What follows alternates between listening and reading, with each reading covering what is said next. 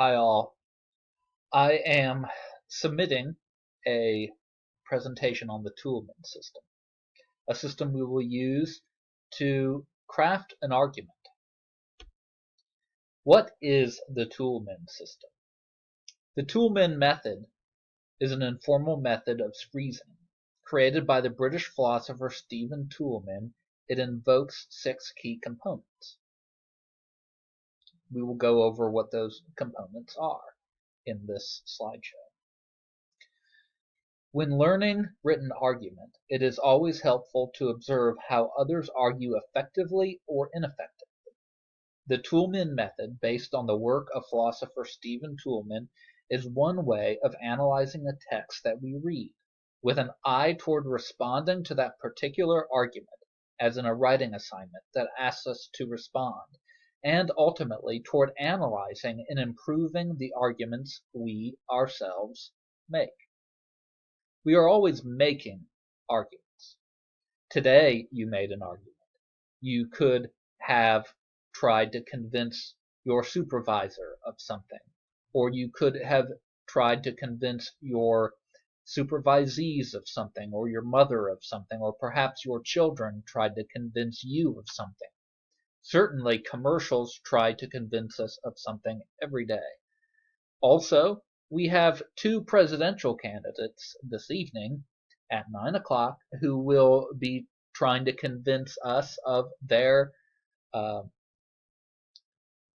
qualifications for president. So, indeed, arguments are always going on. And Toulmin is one way of analyzing the components of an argument. The 6 elements of the Toulmin system that I promised to go over in the previous slide, here they are. The claim. The claim is the overall thesis the writer will argue for. Data. Evidence gathered to support the claim. Warrant, also referred to as a bridge, explanation of why or how the data supports the claim. The underlying assumption that connects your data to your claim. Backing, also referred to as the foundation. Additional logic or reasoning that may be necessary to support the warrant. Counterclaim, a claim that negates or disagrees with the thesis or the main claim, and then a rebuttal. The evidence that negates or disagrees with the counterclaim. Here we see the workings of what we're generally told to be a strong argument. We see the claim, we see the data presented that supports the claim, and then we see a warrant or a bridge that connects the claim with the data. Warrants are often implied, and so that's why the term warrant isn't often on the tip of our tongues when talking about an argument. But warrants are there. You always have to connect the claim to the data. It's not enough just to say, here's my claim and here's the data that proves it. Why does it prove it? How does the data prove it? And what are the assumptions that you're making to connect your data to the claim? And then the backing, also referred to as the foundation, provides additional logic or reasoning that may be necessary to support the warrant. So again, the 3 main elements of argument, according to Toulmin, are the claim, the data, and the warrant. But usually you have to present backing that supports your warrant. And then a counterclaim. Really, no one would present an argument without saying, there is another side to this. Someone could come back and say, well, you say ice cream is the best food in the world, but I know people who are lactose intolerant and they hate ice cream, and thus ice cream is not the best food in the world. Okay, that is a reasonable counterclaim. You would then have a rebuttal. You would present evidence that negates or disagrees with the counterclaim.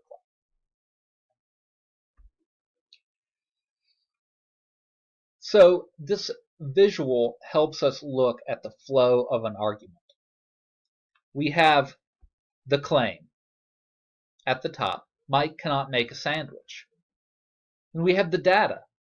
Mike got a failing score on his exam about making a sandwich. Here's the claim, and here's the data. And we can also think in terms of a so statement. The data tells us that Mike got a failing score on his exam about sandwich making. So Mike cannot make a sandwich. And then we have the bridge that connects the claim and the data, and that is the warrant. Poor performance on the sandwich exam correlates with low performance on making sandwiches. A support, the backing evidence, is that a criterion validity study of sandwich exam scores and sandwich assembly performance at the sandwich shop proves that poor performance on the sandwich exam correlates with low performance of making sandwiches. The backing evidence is that people have actually studied that the test does indeed examine how well one can make a sandwich. So the test isn't just a test thrown together. It has legitimacy. But then there's an unless. We have the data and the so, claim, and sense, the warrant and the backing. But now we have an unless. Unless too many questions were about the bread, and Mike did not have sufficient opportunity to demonstrate knowledge of ingredients and layering standards. But you know what? Given that rebuttal, or rather what in the previous slide we referred to as a counterclaim, here the rebuttal is actually being used as the counterclaim. We would provide rebuttal evidence that says actually backwards mapping content validity study confirms that items are categorized correctly for Blueprint. Blueprint is based on the results of JTA. There were not too many questions about bread. So actually the rebuttal evidence here is refuting the counterclaim, which is also referred to as rebuttal. That's kind of confusing, but just know that we have data making a so statement, which is your claim, sense, which is the warrant claim, and then the backing evidence supporting the warrant, and then an unless. And here the unless is called the rebuttal, though it can also be called the counterclaim. And then there is the rejecting rebuttal evidence, which can also just be called the rebuttal. The rebuttal refutes the counterclaim. So at this point, I'm going to finish my own video and then have you continue through the PowerPoint, going over the 6 elements in depth through Colorado State's website, further explanation in a YouTube video,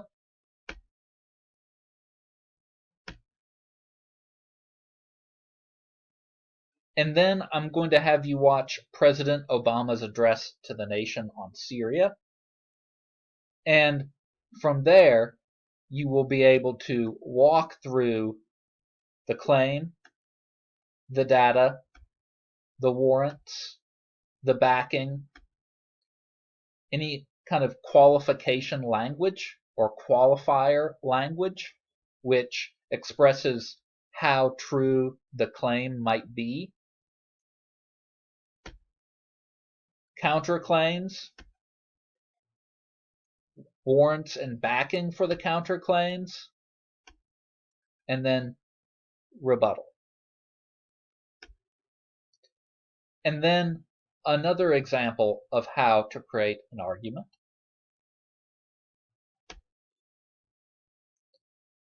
And then a way of thinking about how you could possibly make your own argument.